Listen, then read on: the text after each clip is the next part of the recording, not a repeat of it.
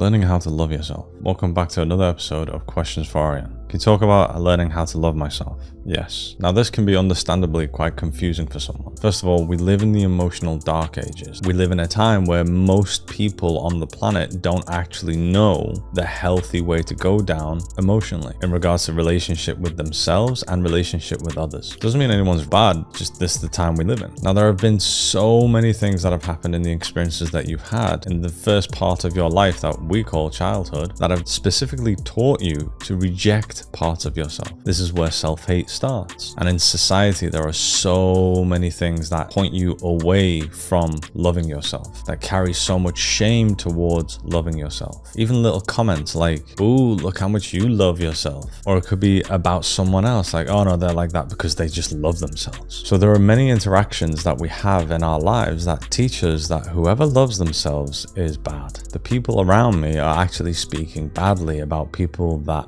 love themselves. So loving yourself is not the right thing to do. It's not good. It's not acceptable by the people in my life. Unfortunately, this cannot be further from the truth. So this part of your journey, you're realizing and learning that this is not the way to be, and I actually need to start learning how to love myself. And that's the key thing. Learning how to love yourself. As a society, we were never taught. You don't actually know how to love yourself until you learn how to love yourself, especially in today's world. To love yourself is much more than just treating yourself in a nice way. Yes, that falls in the category of loving yourself. It's more than just taking yourself out for lunch or buying yourself something nice. It's even more than talking to yourself with compassion. All of these are part of loving yourself, but we have to understand what's going on within our being. Because we live in a time where no one really understands how to be there for themselves or each other emotionally, we've had many experiences that have taught us to reject parts of ourselves in order to conform to a standard, to a subjected, expected behavioral standard from other people in order to be accepted by them. So what we do is we reject the parts of ourselves that don't fit in that mold of the expected, subjective standard of human being that we need to be. This can range from the parts of myself that want to be artistic instead of being business-minded, to the parts of myself that are truly upset but can never be shown to people because every time I show that I'm upset, I'm told that I just need to get out of victim mode and get on with it. To truly love myself, I need to learn how to accept all parts of myself for how they feel, for who they are, not who I want them to be in order to fit into this mold so I can be accepted by people. It's to take these parts of myself on as myself, because what we do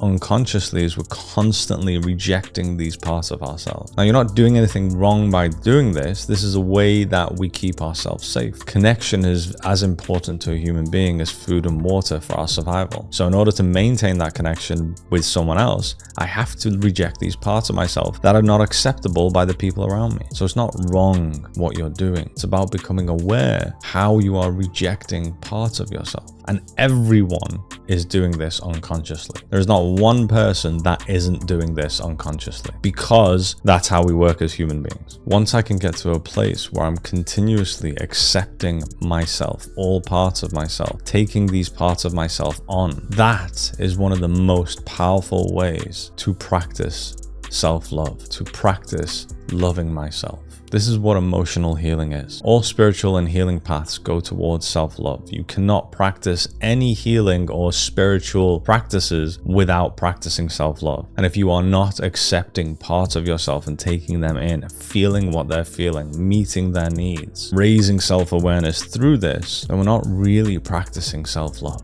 And to practice self-love is something that you need to learn. And it's not like going to school, sitting down, learning something and memorizing it in your head. To learn how to love yourself can take time, and that's okay and normal. You're going to catch yourself in the moments where you're not loving yourself, and that's okay, because that's how you raise self-awareness. Every time you fail is an opportunity for you to become more aware, but you've learned to see failure as a bad thing, when realistically failure can be seen as a good thing, as a way to become more self-aware. This is a super challenging journey. You're doing great. Keep going.